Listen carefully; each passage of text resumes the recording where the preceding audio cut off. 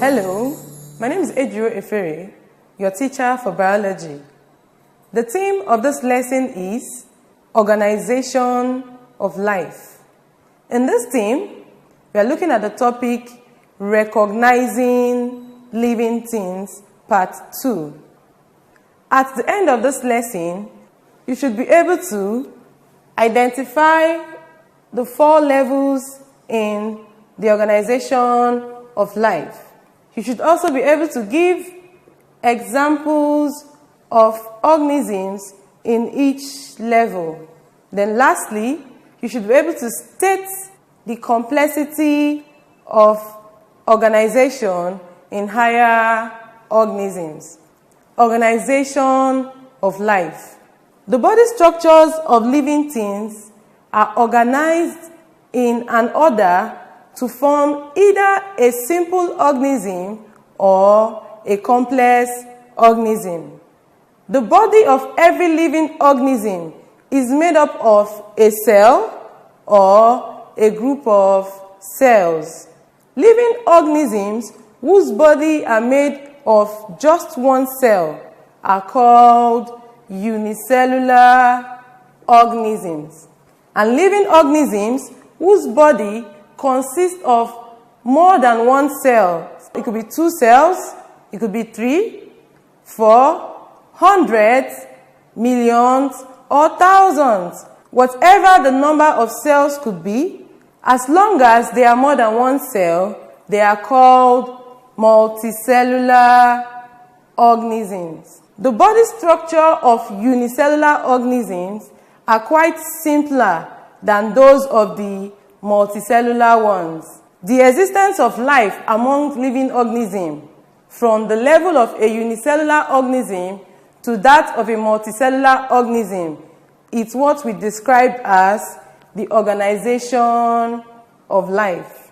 There are different levels in organization of life. The levels begin from the stage of a cell down to the tissues, organs, systems, and organisms. In most multicellular organisms, that is, organisms whose body consists of more than one cell, we have a group of cells coming together or combined to form a tissue. Various tissues combine to form an organ. Then different organs work together to form a system. The combination of various systems in the body of a multicellular organism makes that organism to be qualified to be called a living organism. In the organization of life, the first level is the cell. We are going to look at the cell in details. A cell is the basic structural and functional unit of a living thing. This means that a cell is the smallest unit where functions can occur or where living functions can occur. It is also described as the smallest form of a living thing that can exist or live independently.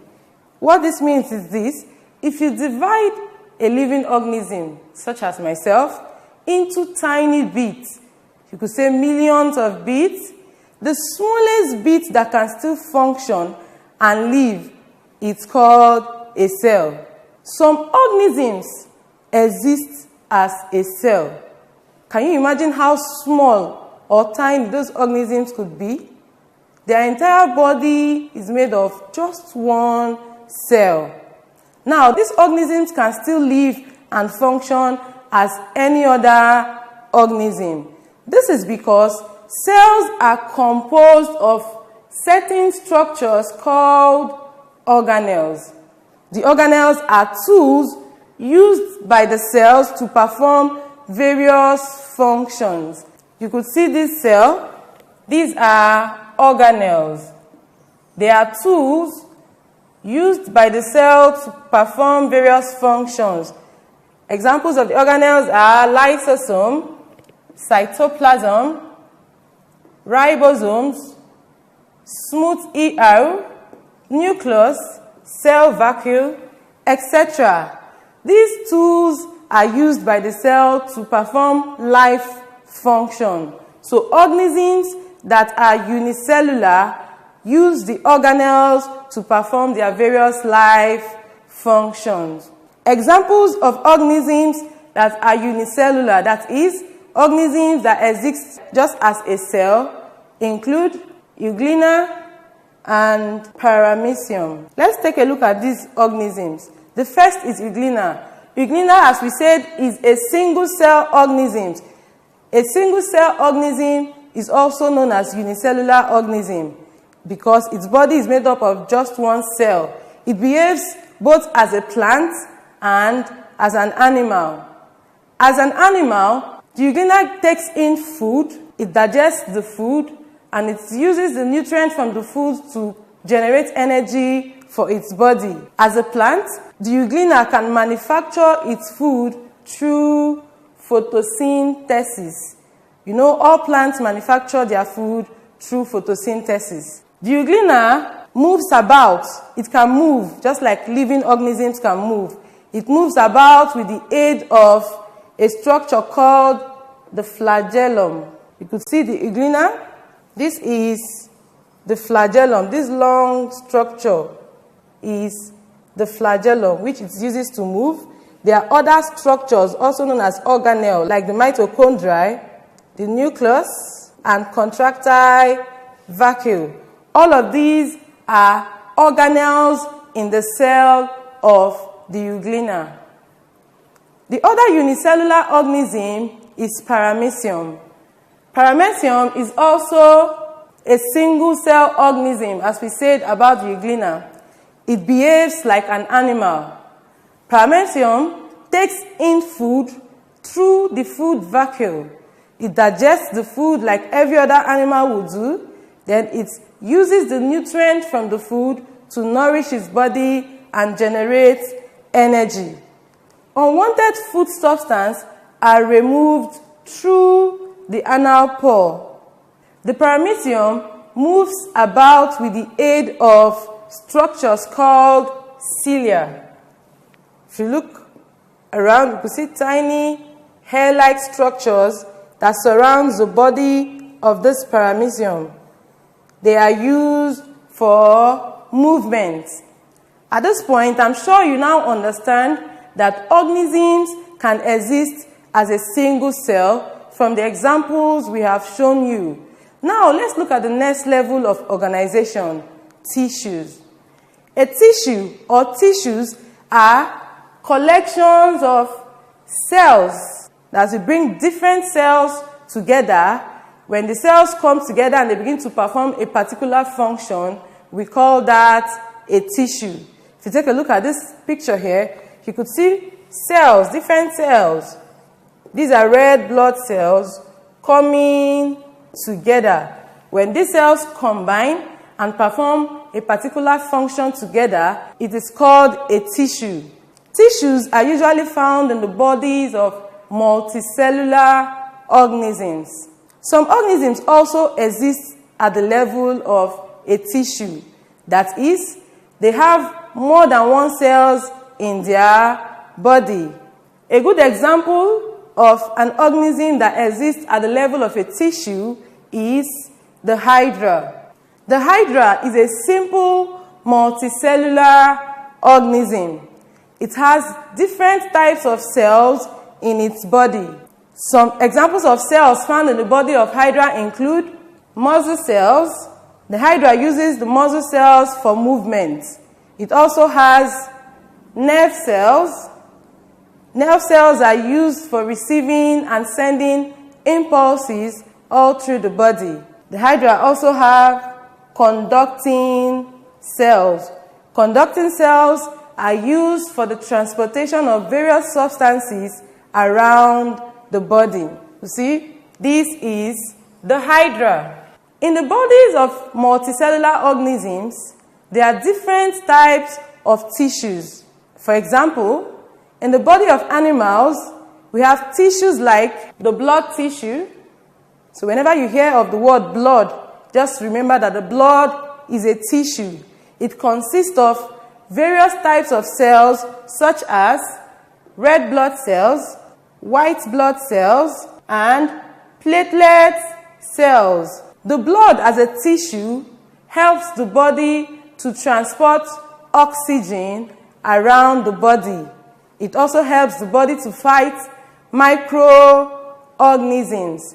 It does this with the aid of the different types of cells in it. Another example of a tissue found in the body of animals is muscle tissue. The muscle tissue also consists of various cells. In this case, the muscle tissue consists of muscle cells. Different muscle cells come together to form the muscle tissue. And the muscle tissue helps the body to carry out different forms of movement. Another example is epithelial tissue. Epithelial tissue consists of different epithelial cells. And epithelial tissue lines various surfaces in the body. It covers various surfaces in the body. A quick example of where you can find epithelial tissue is on the tongue. It covers the surface of the tongue.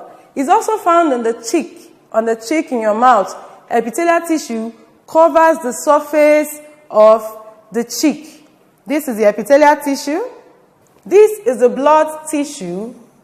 And this is the muscle tissue. Another example of tissues found in the body of animals is the nerve tissue. These are special group of cells that transmit impulses all around the body. They respond to signals and they transmit impulses in the body of animals. So whenever you hear of the word nerve, just remember that it is a tissue. Examples of tissues found in plants are the vascular tissues. The vascular tissue is used for the transportation of food and different substances all through the body. Another example is the strengthening tissues. This tissue gives strength and support to plants. Includes the sclerenchyma and the collenchyma tissues in plants. Lastly, the photosynthetic tissue. Photosynthetic tissue is used for photosynthesis. That is the manufacturing of food in the bodies of plants. You could see the picture for photosynthetic tissues. The next level in the organization of life is the organ. The organ is a collection of different tissues. Notice how we've been progressing. We started from the cell to the tissues, and now we are looking at the organ. And we say the organs are made of different tissues. The tissues come together to perform specific functions. The bodies of multicellular organisms, such as plants and animals, consist of different organs. Examples of organs found in animals include the heart, the liver, and the kidney. A quick example of an organ found in plants is the onion bulb. All of these organs consist of different types of tissue. For example, the onion bulb consists of various onion tissues. The next level of organization is system. A system is a collection of two or more organs that work together to carry out a particular function. When two or more organs come together, perform a particular function together, it is called a system. There are various systems in the body of animals and in the body of plants, which are unicellular organisms. You Quick example of systems are digestive system, found in animals, the excretory system, found in animals too, and the chute system, found in plants. A quick look at the systems. The first is the digestive system. It consists of the mouth, esophagus, stomach, the liver, intestines, etc. The digestive system is responsible for the digestion and absorption of food in the bodies of animals. It is a system because it consists of different organs. The next example of system is the excretory system. The excretory system is found in animals too. It performs the function of removing waste and toxic substances from the body of animals. An example of a system in plants is the chute system. The chute system consists of the stem, the leaves, and the flowers or fruits, as the case may be. The chute system keeps the plants erect, and the structures on the chute system are used for photosynthesis. Having talked about the various levels in the organization of life, we're going to look at the larger level, which is the organism. An organism is a collection of different working systems. Although some organisms do not have different working systems, such as unicellular organisms. Remember, we said unicellular organisms are made of just one cell, so they do not have tissues, organs, or system. But for higher organisms, such as plants and animals, their bodies are made of various tissues, organs, systems, coming together to form a living organism. Unicellular organisms, as we said earlier, perform or carry out the various characteristics of life just as the multicellular ones do. Remember, we said they do this with the aid of the cell organelles. Your body is an example of an organism, just as my body is too. My body consists of different systems: digestive system, respiratory system, excretory system, and so on.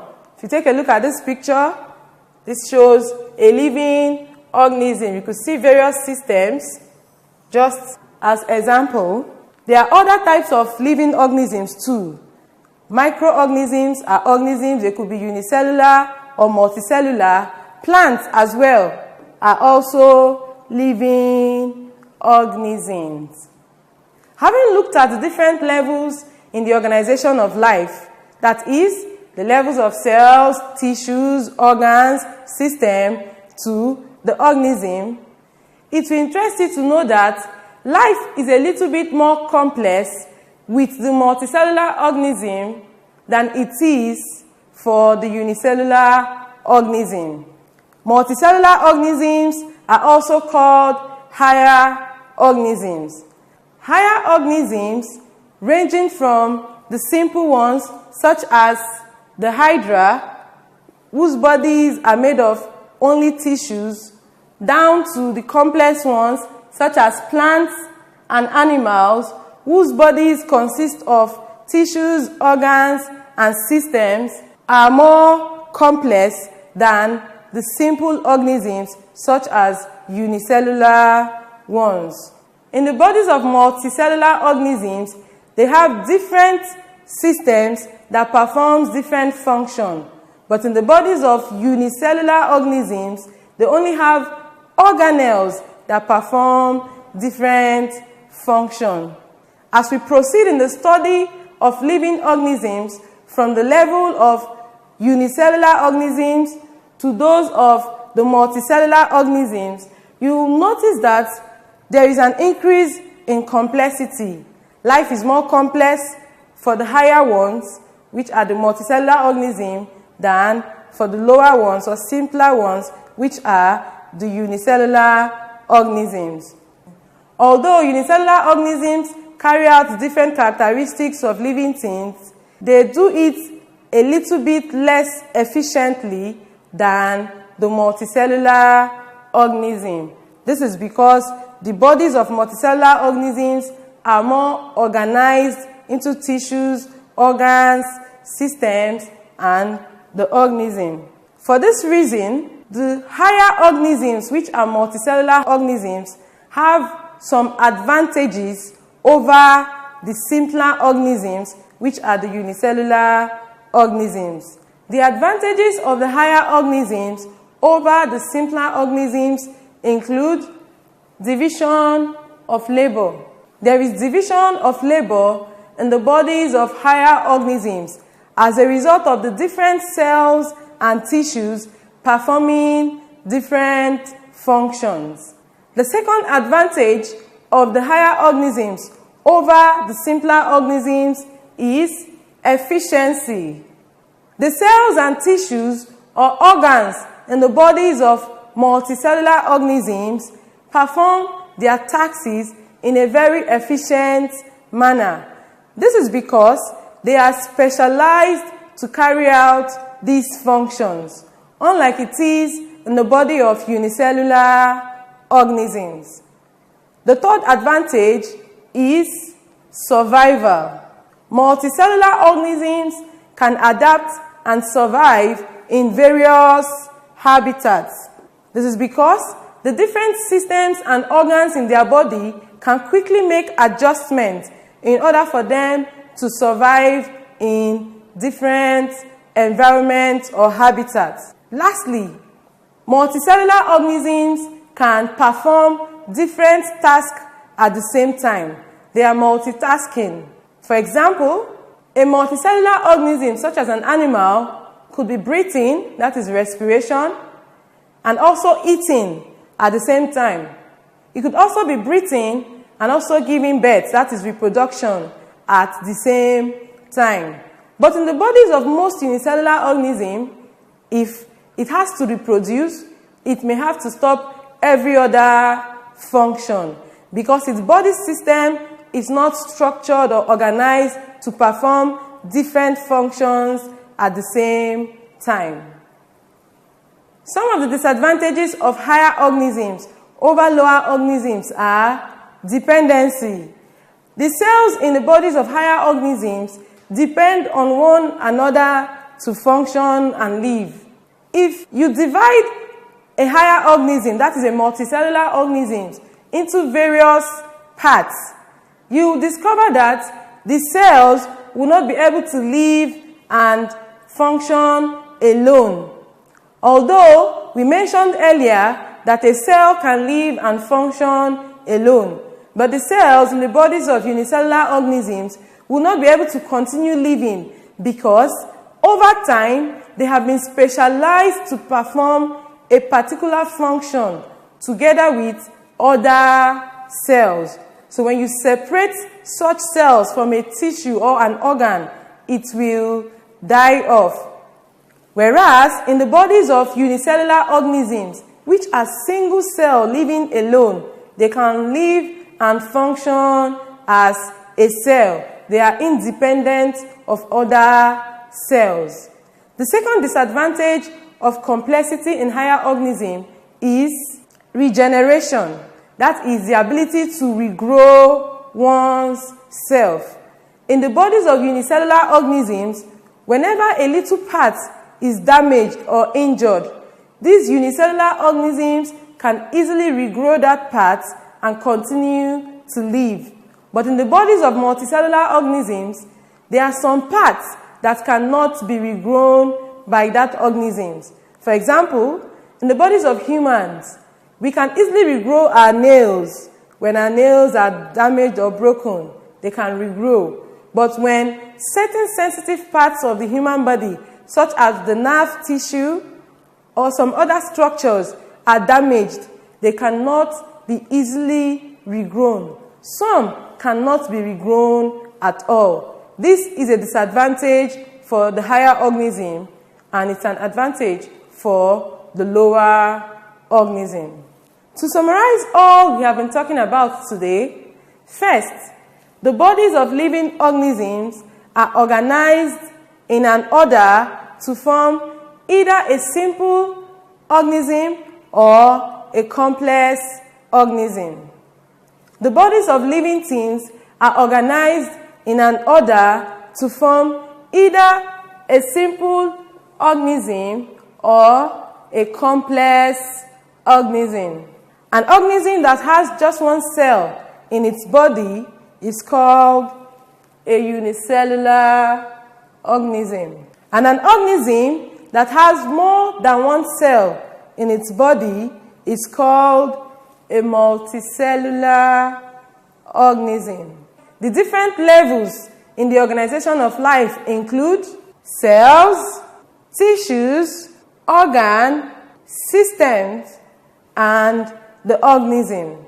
Multicellular organisms are more complex in structure and functions than the unicellular organisms. To find out how well you have learned from this lesson, I'd like us to take this question.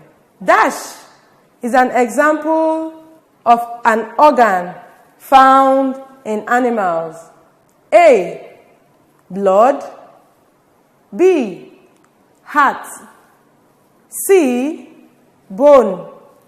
And D, muscle. The correct answer is B, heart. The other options are examples of tissues.